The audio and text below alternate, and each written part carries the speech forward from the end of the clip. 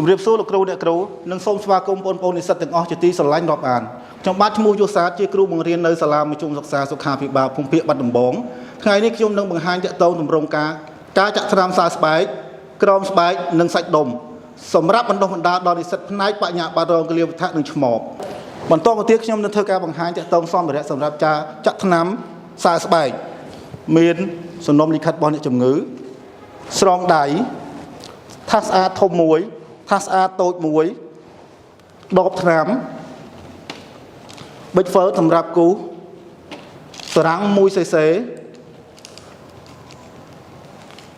ម្ជុលបូមថ្នាំកំប៉ុងអាកុលសំឡីបាសាំងអារីកូប្រអប់សុវត្ថិភាពនិងធុងសម្រាមអំបីមិញខ្ញុំបានធ្វើការបង្ហាញជូនទាក់ទងសម្ភារៈក្នុងការចាក់ថ្នាំសើស្បែកឥឡូវខ្ញុំសូមបង្ហាញទាក់ទងបច្ចេកទេសក្នុងការចាក់ថ្នាំសើស្បែកដូចតទៅពិនិត្យវិជ្ជាផ្ទៀងផ្ទាត់ជាមួយសំណុំលិខិតរបស់អ្នកជំងឺបងប្រុសតើបងប្រុសឈ្មោះសុកសំរឿនអាយុ30ឆ្នាំសម្រាប់នៅក្រែលេខ1បន្ទប់លេខ1មើលអត់ឃើញថាត្រឹមត្រូវហើយជម្រាបសួស្តីបងប្រុសខ្ញុំជាកលៀបថាបម្រើការនៅសាលនេះខ្ញុំមកនេះដើម្បីធ្វើការចាក់ថ្នាំជូនបងប្រុស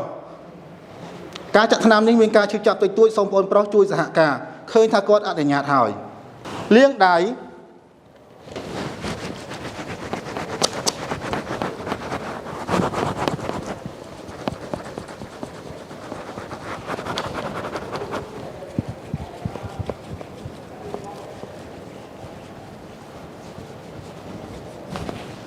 រៀបចំស្ថានភាពអ្នកជំងឺឲ្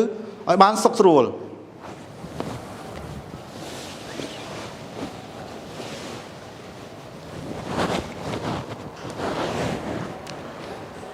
បិទបាំងអ្នកជំងឺ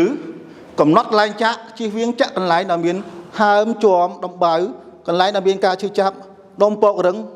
ឬកន្លែងដែលមានការឈឺចាប់ជាដើមឃើញតែពុំមានសញ្ញាទាំងនេះទេ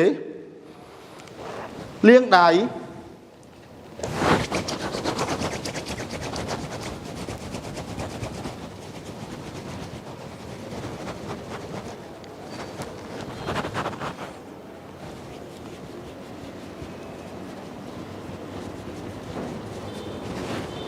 ពាក់ស្រោមដៃស្អាត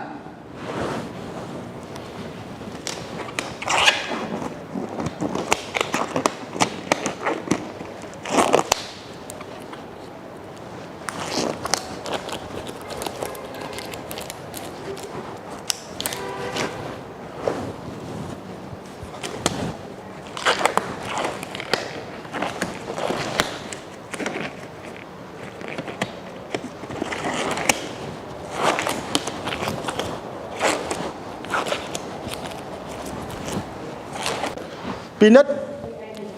ឈ្មោះថ្នាំឈ្មោះពេនីស៊ីលីនកម្រិត1លានអ៊ុចអ៊ីផ្លូវចាក់សាច់ដុំបើតាមវិជ្ជាបញ្ជាឲ្យចាក់សើស្បែក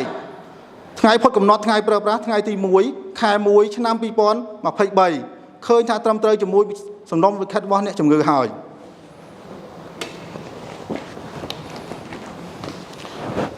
សម្អាតកម្របដកថ្នាំនិងទុកឲ្យស្ងួតងួនបូមចូលថ្នាំចូលក្នុងសារ៉ាំង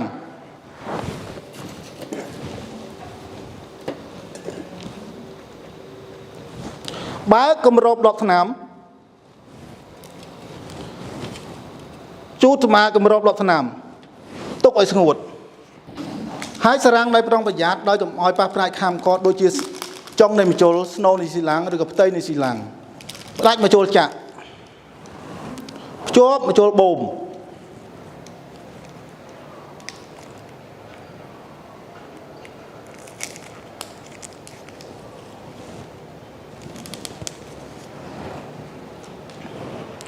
បូមថ្នាំចូលក្នុង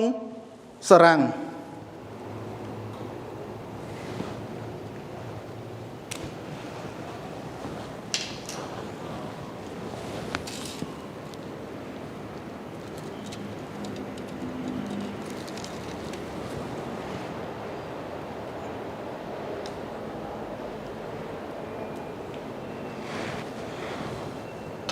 ផ្ដាច់មកចូលបូម ជាប់មកចូលចាក់ឡើងវិញ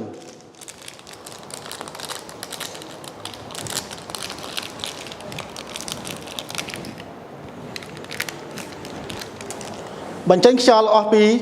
សារ៉ាំង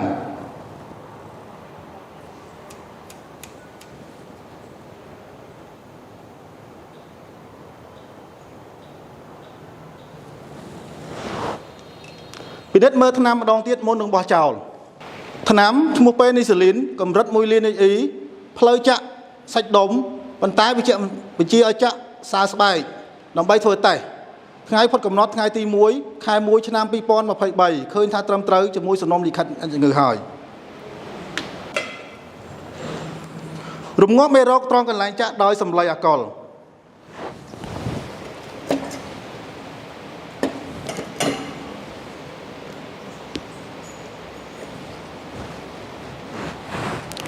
រំងាប់មេរោគត្រង់កន្លែងចាក់ដោយសម្លៃអាកុលដោយជូតជារង្វង់គូខ្យងពីក្នុងចេញក្រៅឲ្យបានវិជ្ជមានប្រហែល5សង់ទីម៉ែត្រ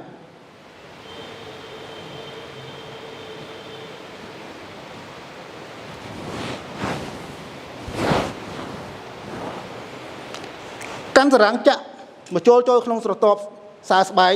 ក្នុងដំណេកមុំ5ទៅ15អង្សាដោយផ្ងាមុខបញ្ចូលឡើងលើដោយដៃចាប់ទាញមិនតឹងស្បែករហូតដល់ចាក់ទៅមានអារម្មណ៍ថាតឹងបាញ់បញ្ចូលថ្នាំរហូតដល់មានកន្ទួលប៉ោងដកបញ្ចូលយ៉ាងរហ័សដោយយកសម្លេងមួយដុំដាក់ពីលើកន្លែងចាក់ថ្នមហាមឈ្លី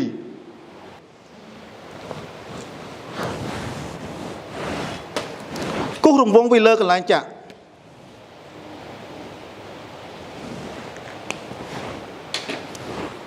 រៀបចំស្ថានភាពអ្នកជំងឺឡើងវិញ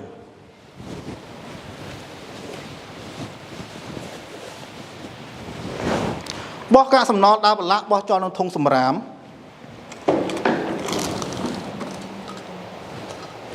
បឋមមកស្រួចបោះចោលក្នុងធុងសុវត្ថិភាព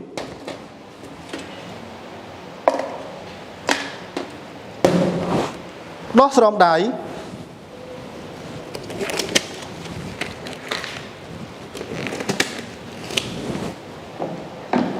លាងដៃ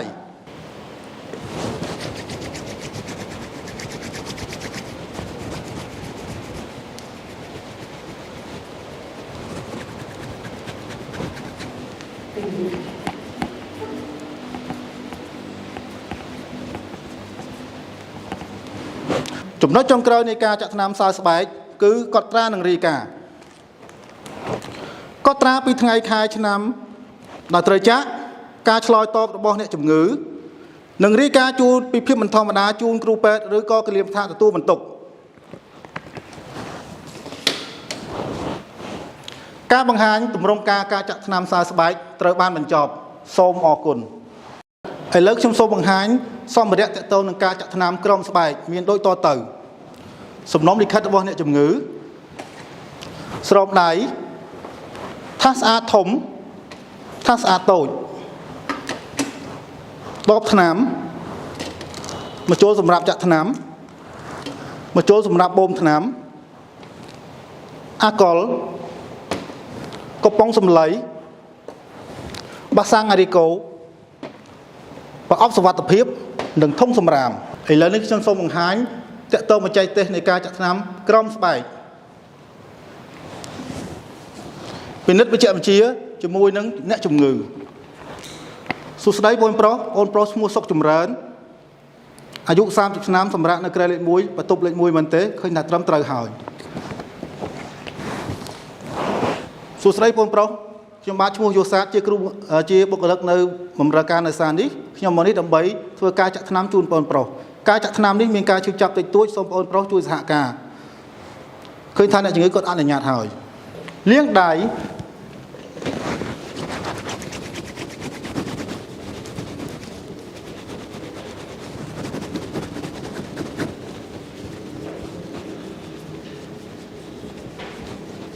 រៀបចំស្ថានភាពអ្នកជំងឺបានសុខស្រួល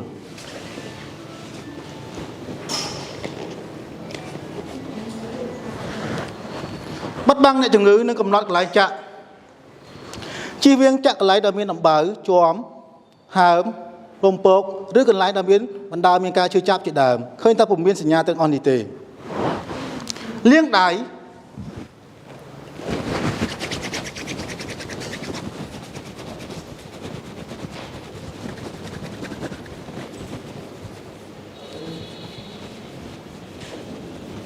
เป๊ะสรองได้สะอาด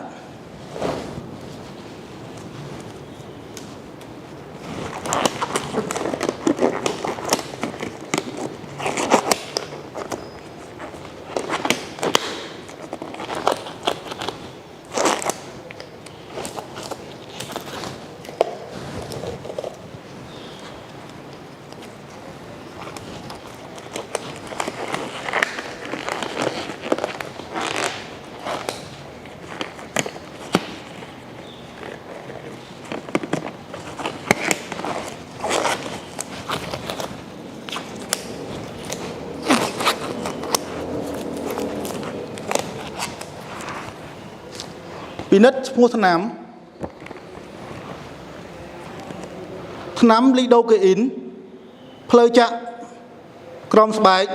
ไงพดกับน็อตไงตีมวยขายมวยชนะปีปอนมาไพ่ใบเคยน่าตรำตรหาย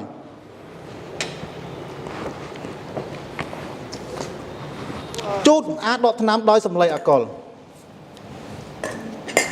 บ้ากำรอบดอกสนามสมอาดดอยสำลัยอากลต้องไปสงวนมนบอมสนามโจขนงสรังให้สรังโดยปรองประหยัดโดยกับอ้อยปักในหามคอร์ดโดยเจียจงในมิโจลสโนว์ในสีลังหรือกับเต้ในสีลังได้มาโจลจะจบมาโจลบ่ม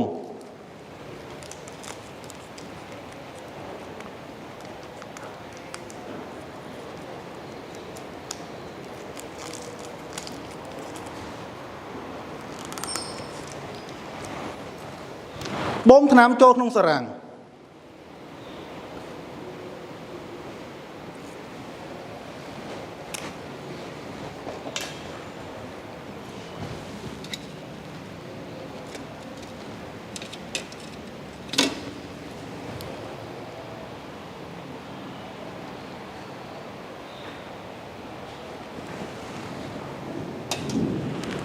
ได้ไปโจลบ่มสนามชอบมาโจจะลังวิ่ง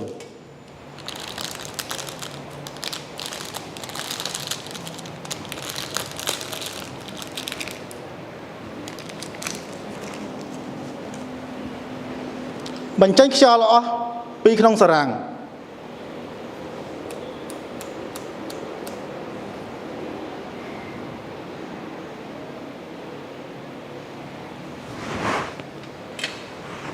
อ่านดอกทำดองติดมุนบ่อเจ้าน้ำชัวลีโดกอินเพลย์จะกรอมสบายไงพดกับน็อตไงตีมวยขายมวยชนะปีปอนมาไพ่ใบเคยน่าตรำตรหาย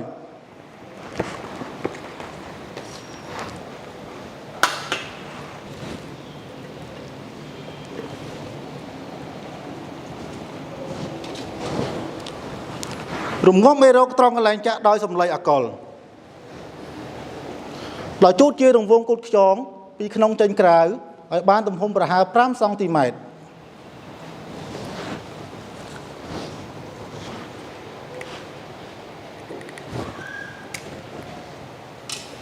จะมาโจลในขนมมุม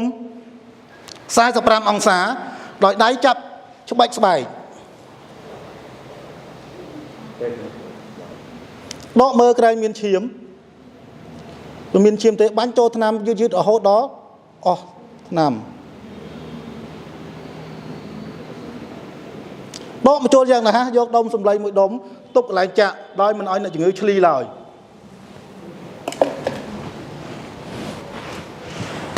riêng trong san tập hiệp này chừng làng vĩnh còn mẫu sau mà đã có phó bao cho nó thông xung rám không được bao cho nó thông xung rám gì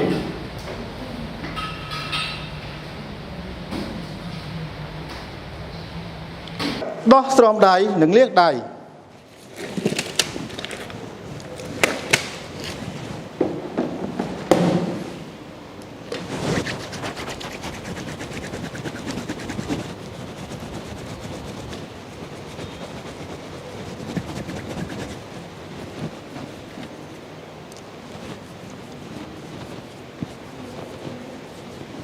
ចំណុចចុងក្រោយនៃការចាក់ថ្នាំក្រោមស្បែកគឺកត់ត្រានិងរាយការណ៍កត់ត្រាពីពេលវេលា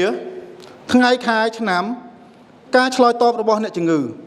រាយការណ៍ពីភាពមិនធម្មតាជូនគ្រូពេទ្យឬក៏គលាវុដ្ឋទទួលបន្ទុក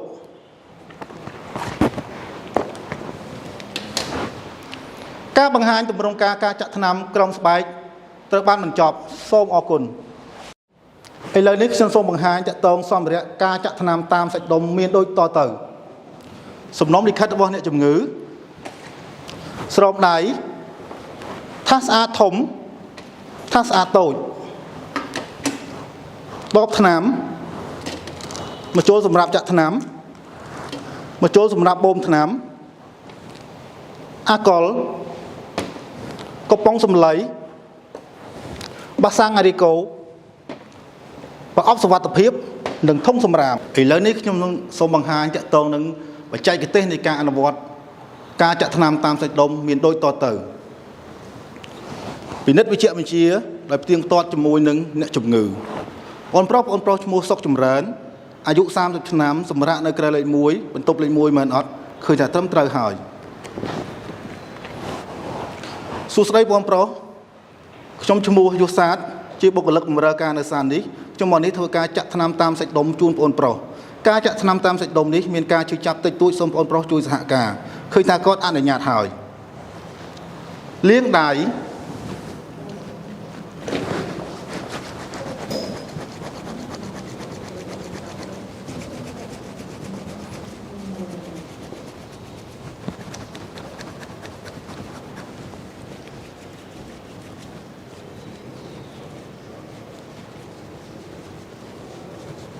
រៀបចំស្ថានភាពអ្នកជំងឺឲ្យបាន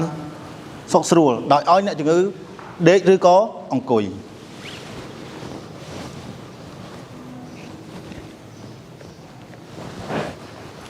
ធ្វើការបិទបាំងអ្នកជំងឺពិនិត្យមើលកន្លែងចាក់ជៀសវាងចាក់កន្លែងដែលមានដំបៅហើមជាំរលាក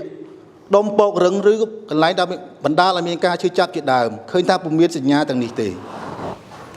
លាងដៃ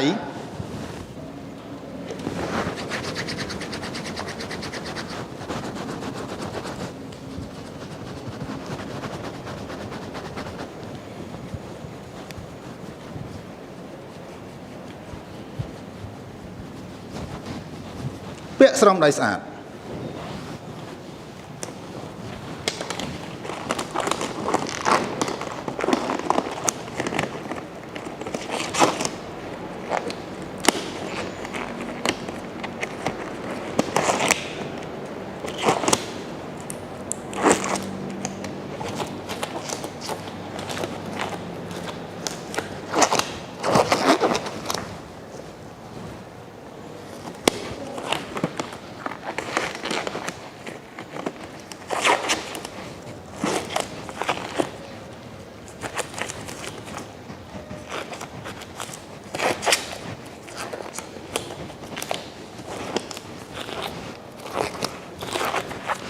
ពិនិត្យថ្នាំ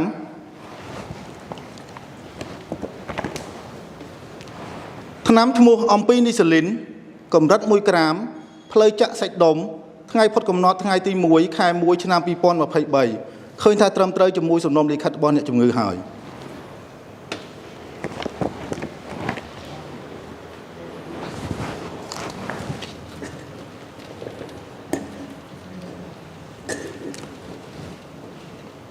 បើគម្របដបថ្នាំធ្វើការជូតសម្អាតថ្នាំដោយសម្លៃអាកុលនិងទុកឲ្យស្ងួតមុនបូមថ្នាំចូលក្នុងសារ៉ាំងចាប់ហើយសារ៉ាំងដោយប្រុងប្រយ័ត្នដោយកុំឲ្យប៉ះផ្នែកហាមឃាត់ដូចជាចុងនៃម្ជុលស្នូលនៃស៊ីឡាំងឬក៏ផ្ទៃនៃស៊ីឡាំងផ្ដាច់ម្ជុលចាក់ភ្ជាប់ម្ជុលបូមភ្ជាប់ម្ជុលចាក់ថ្នាំមកវិញ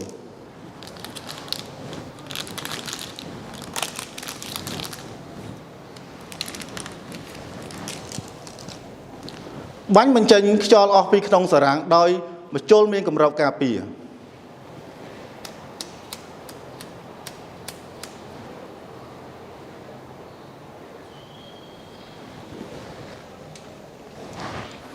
អានលើដបថ្នាំម្ដងទៀតមុននឹងបោះចោល ថ្នាំឈ្មោះអំពីនីស៊ីលីនកម្រិត1ក្រាមផ្លូវចាក់សាច់ដុំថ្ងៃផុតកំណត់ថ្ងៃទី1 ខែ 1 ឆ្នាំ 2023 ឃើញថាត្រឹមត្រូវហើយបោះចោលក្នុងធុងសម្រាម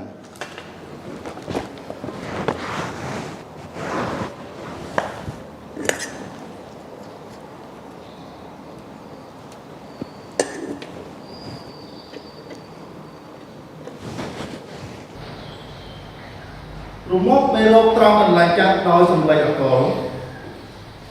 ជួសជារង្វង់ពុកខ្យងពីក្នុងទៅក្រៅបានទំហំប្រហែល5សង់ទីម៉ែត្រ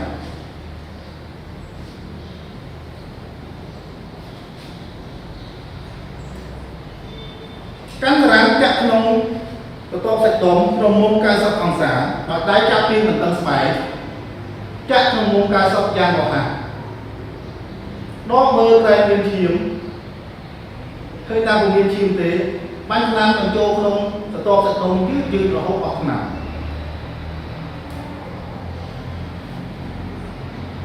ដកបញ្ចូលយ៉ាងរហ័សបោះចោលក្នុងសុវត្ថិភាពយកសម្លេងដុំមកដាក់ពីលើកន្លែងចាក់ដោយពុំឲ្យអ្នកជំនាញឆ្លីឡើយ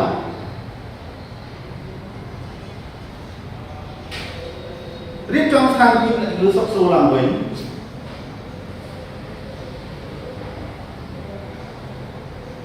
បោះចោលកាកសំណល់ចូលក្នុងធុងសម្រាម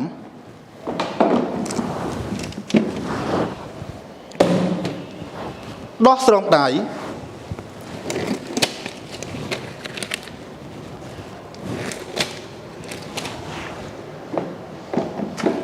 លាងដៃ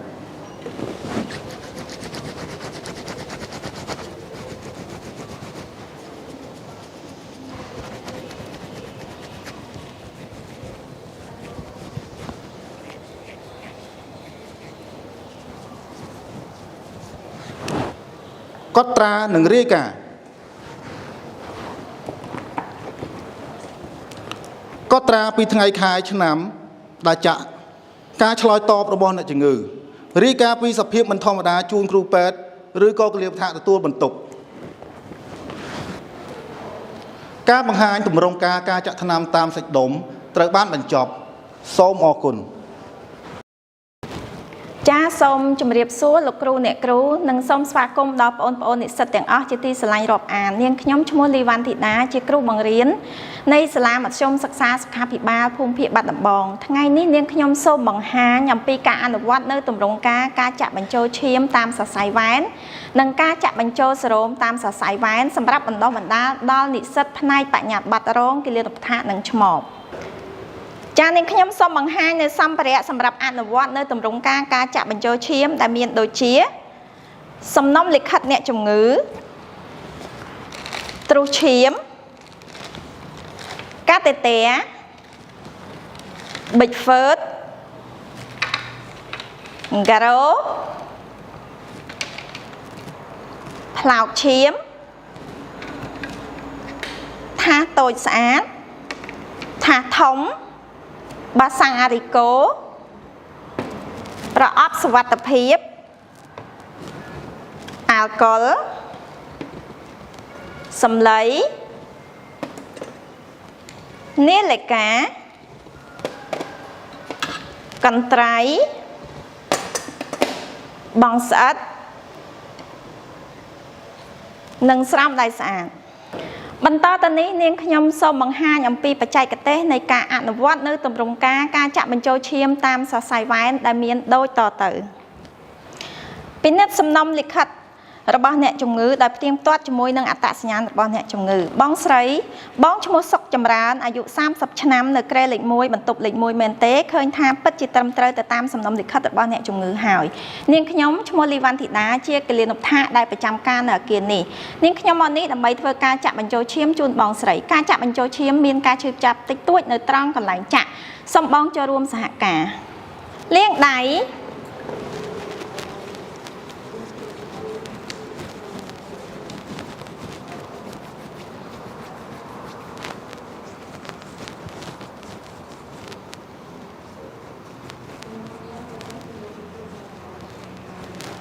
បិទបាំងអ្នកជំងឺ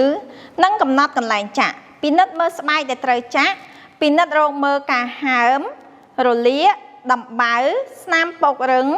ឬក៏ស្បែកដែលមានការឈឺចាប់យើងឃើញថាពុំមានការឈឺចាប់ទេលាងដៃ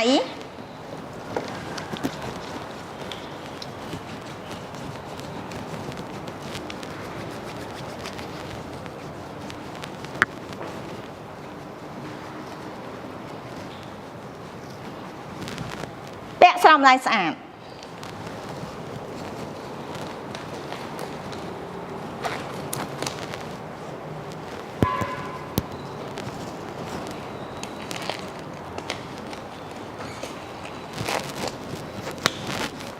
ទៀងទាត់ឈាមជាមួយនឹងសំណុំលិខិតរបស់អ្នកជំងឺដោយពិនិត្យទៅលើ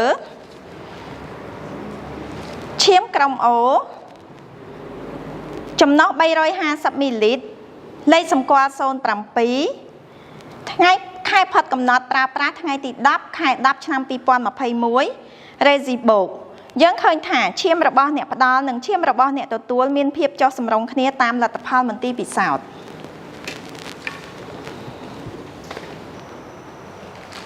ហើយកញ្ចប់ទ្រូឈាមដោយប្រុងប្រយ័ត្ន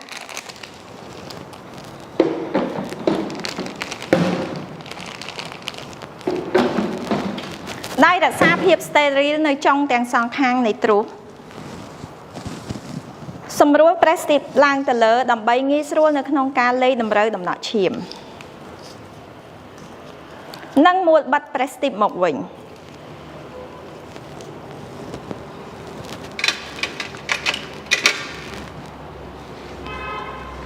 ហើយគម្របនៃក្បាលផ្លោកឈាម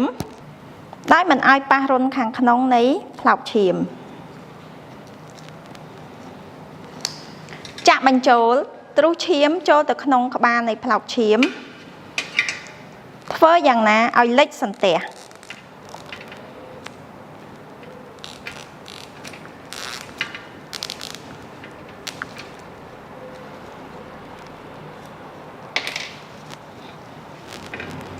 លើកព្យួរផ្លោកឈាមទៅនឹងជើងព្យួរឲ្យបានកម្ពស់សមល្មម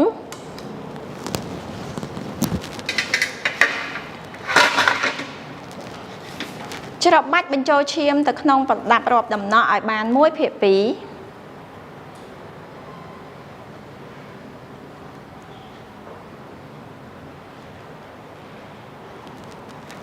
បើកប្រេស្ទីបបញ្ចេញខ្យល់ឲ្យអស់ពីក្នុងទ្រុសឈាម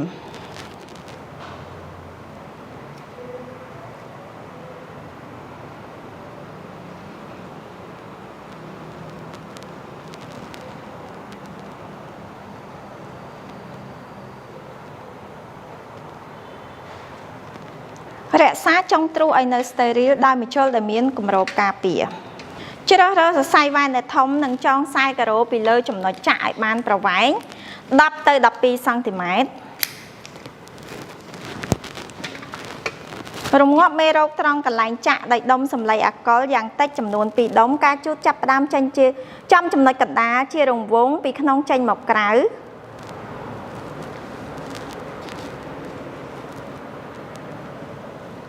នឹងទុកឲ្យស្ងួតរយៈពេល1នាទីចាក់កាតេទ័រចូលទៅក្នុងសរសៃវ៉ែន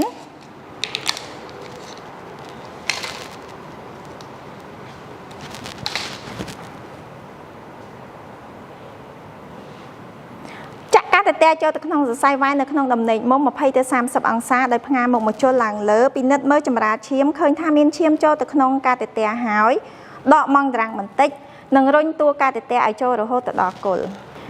ស្រាយការ៉ូចេញដោយប្រុងប្រយ័ត្នជៀសវាងរបូតមុខម្ជុលចេញពីសរសៃវ៉ែនដកម៉ង់ត្រាំងដោយយកម្រាមដៃ2ឬក៏3សង្កត់នៅលើស្បែកនៅខាងមុខចុងកាតេទ័រដែលបានចាក់រួចដកម៉ង់ត្រាំងចេញដោយប្រុងប្រយ័ត្នបោះចោលទៅក្នុងប្រអប់សុវត្ថិភាពភ្ជាប់ទ្រូសទៅនឹងកាតេទ័រដោយរក្សាភាពស្តេរីលនៅចុងទ្រូសដោយមិនឲ្យចុងទ្រូសប៉ះជាមួយនឹងវត្ថុផ្សេងៗដែលមិនស្តេរីលបើកបង្ហូរឈាមយឺត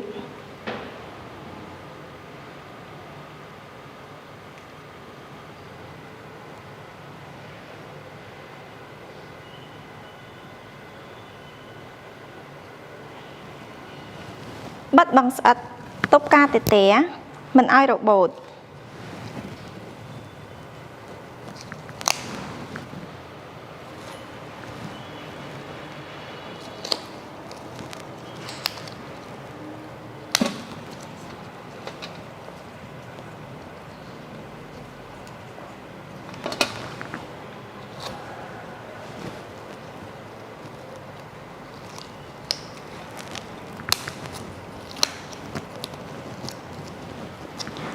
សេរនៅលើបងស្អិតថ្ងៃទី8 ខែ 9 ឆ្នាំ 2021 ឈ្មោះនឹងហត្ថលេខាអ្នកចាក់លីវ៉ាន់ធីតា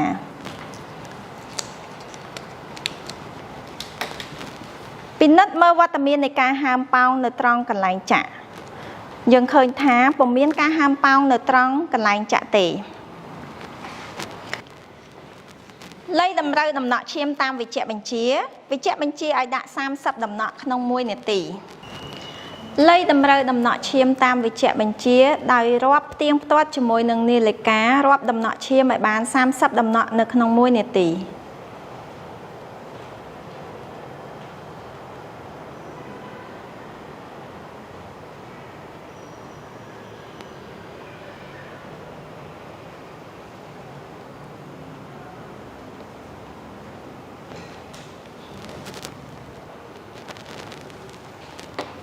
តាមដានរយៈពេល15នាទីដំបូងដើម្បីរកមើលសញ្ញាប្រតិកម្មនៃការបញ្ចូលឈាមដូចជាការប្រែប្រួលនៃសញ្ញាជីវិតសម្ពាធឈាមជីបចរចង្វាក់ដង្ហើមការពិបាកដង្ហើមស្បែកឡើងកន្ទួលក្រហមរមាស់ពេលនេះយើងឃើញថាពុំមានសញ្ញាប្រតិកម្មទេរៀបចំសម្ភារៈទុកដាក់កន្លែងដើមវិញវត្ថុមុតស្រួចបោះចោលទៅក្នុងធុងសុវត្ថិភាពចាក់ចោលនៅកាកសំណល់ចូលទៅក្នុងធុងសម្រាមដោះស្រោមដៃ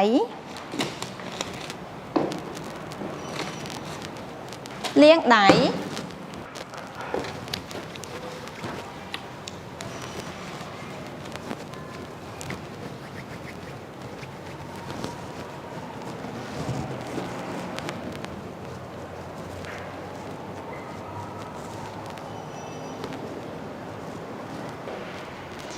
សរសេរស្លាកបិទនៅលើផ្លោកឈាមថ្ងៃខែឆ្នាំម៉ោងចាប់ផ្ដើមនិងម៉ោងបញ្ចប់បិទនៅលើស្លាកឈាម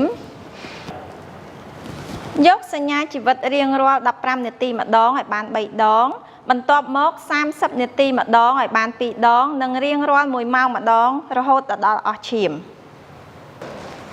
កត្រាចូលទៅក្នុងសំណុំលិខិតរបស់អ្នកជំងឺ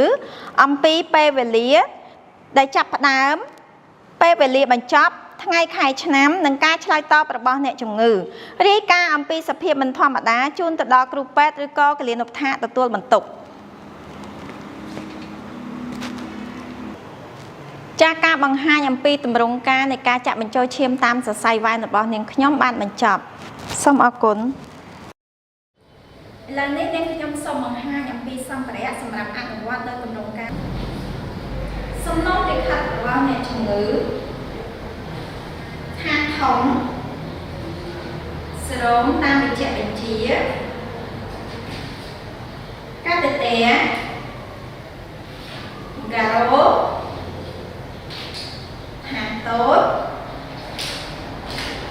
គ្រូស្រោមបិចហ្វឺតសំត្រៃបងស្អិតនាឡិកាបាសាំងអារីកូប្រអប់សុវត្ថិភាពអាល់កុលសំឡីស្រោមដៃស្អាតបន្តទៅនេះនាងខ្ញុំសូមបង្ហាញអំពីបច្ចេកទេសនៅក្នុងការអនុវត្តនៃទម្រង់ការចាក់សេរ៉ូមតាមសរសៃវ៉ែនទៀងផ្ទាត់សំណុំលិខិតរបស់អ្នកជំងឺជាមួយនឹងអត្តសញ្ញាណរបស់អ្នកជំងឺបងស្រីបងឈ្មោះសុកចម្រើនអាយុ30ឆ្នាំនៅក្រែលេខ1បន្ទប់លេខ1មែនទេឃើញថាត្រឹមត្រូវទៅតាមសំណុំលិខិតហើយបងនាងខ្ញុំឈ្មោះលីវ៉ាន់ធីតាជាគិលានុបដ្ឋាកដែលប្រចាំការនៅអគារនេះនាងខ្ញុំមកនេះដើម្បីធ្វើការចាក់បញ្ចូលសេរ៉ូមជូនបងការចាក់បញ្ចូលសេរ៉ូមនេះមានការឈឺចាប់តិចតួចសូមបងចូលរួមសហការលាងដៃ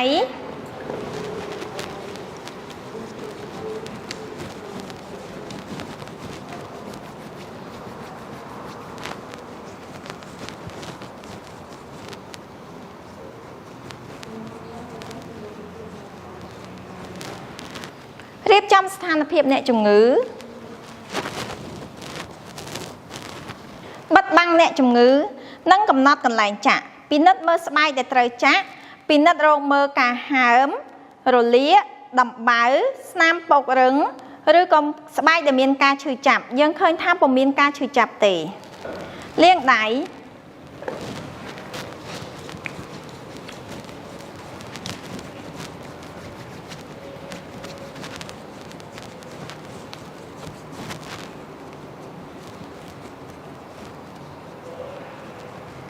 ពាក់ស្រោមដៃស្អាត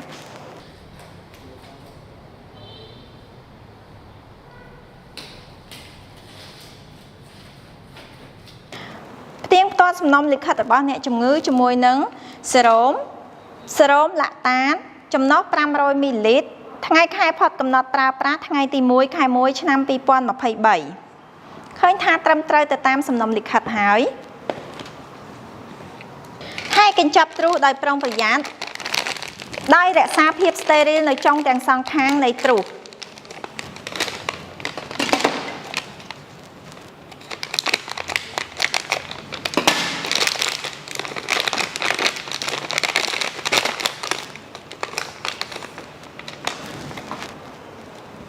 សម្រួលប្រេសទីបឡើងទៅលើដើម្បីងាយស្រួលនៅក្នុងការលេងតម្រូវដំណក់សេរ៉ូមរួចមួយបិទប្រេសទីបមកវិញ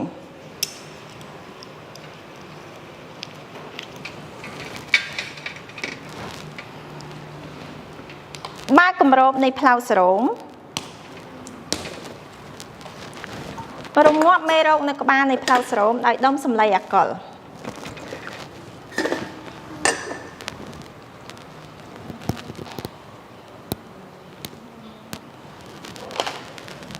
ចាក់បញ្ចូលទ្រូសេរ៉ូមចូលទៅក្នុងក្បាលនៃផ្លោកសេរ៉ូមធ្វើយ៉ាងណាឲ្យលិចនៅឆ្នុកកៅស៊ូ លើកសេរ៉ូមជួរទៅនឹងជើងសេរ៉ូមឲ្យបានកម្ពស់សមល្មមដើម្បីឲ្យទឹកសេរ៉ូមស្រក់បានល្អ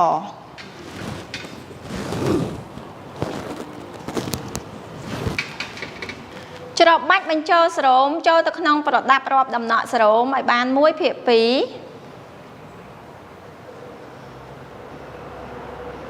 រួចបើកប្រេសទីបបញ្ចេញខ្យល់ឲ្យអស់ពីក្នុងទ្រូសេរ៉ូម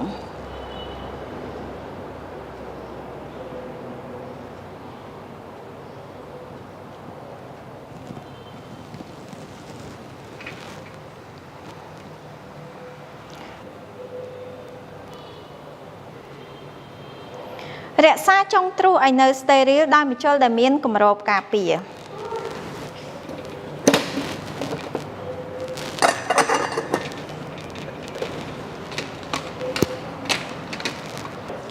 ជ្រើសរើសសរសៃវ៉ែនដែលធំ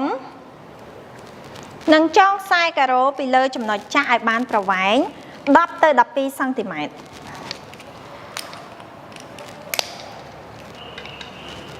រងាប់មេរោគត្រង់កន្លែងចាក់ដោយដុំសម្លៃអាកុលការជូត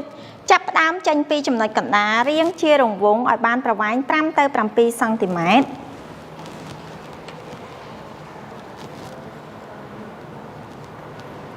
និងទុកឲ្យស្ងួតរយៈពេល1នាទីចាក់កាតេទ័រចូលទៅក្នុងសរសៃវ៉ែននៅក្នុងដំណេកមុំ20ទៅ30អង្សាដោយផ្ងាមុខមជុលឡើងលើ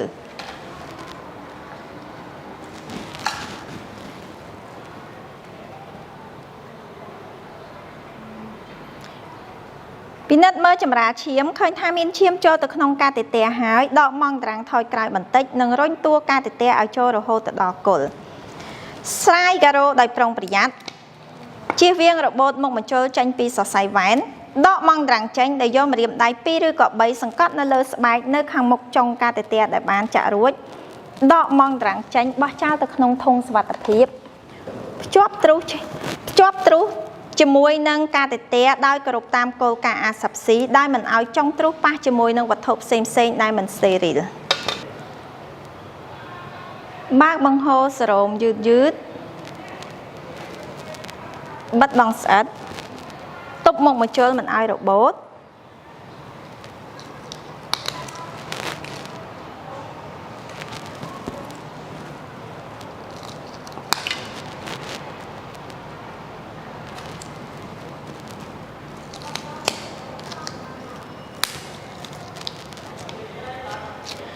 សរសេរនៅលើបង់ស្អិត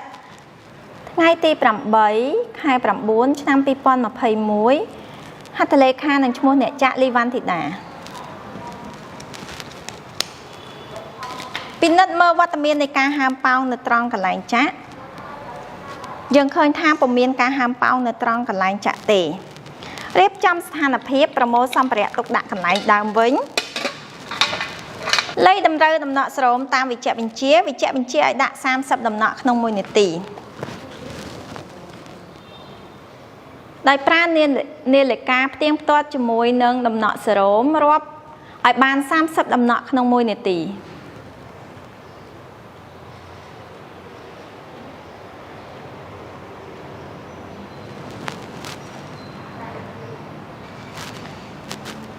រៀបចំស្ថានភាព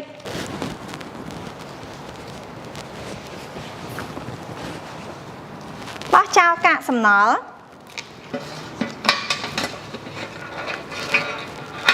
វត្ថុមុតស្រួចបោះចូលទៅក្នុងធុងសុវត្ថិភាពចាក់សម្រាមចូលទៅក្នុងធុងសម្រាមដោះស្រោមដៃ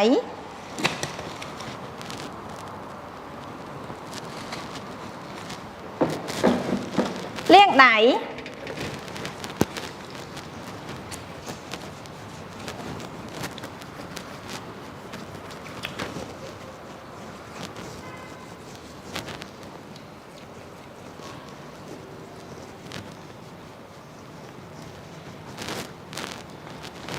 បិទស្លាកនៅលើផ្លោកសរោម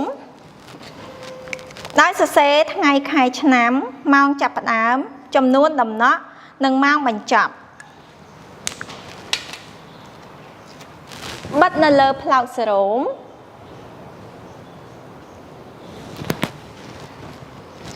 កត់ត្រាចូលទៅក្នុងសំណុំលិខិតរបស់អ្នកជំងឺនៅថ្ងៃខែឆ្នាំនិងចំនួនដំណក់ដែលបានផ្ដល់ឲ្យនិងការឆ្លើយតបរបស់អ្នកជំងឺរាយការណ៍អំពីសភាពមិនធម្មតាជូនដល់គលានុបដ្ឋាកទទួលបន្ទុកឬក៏គ្រូពេទ្យ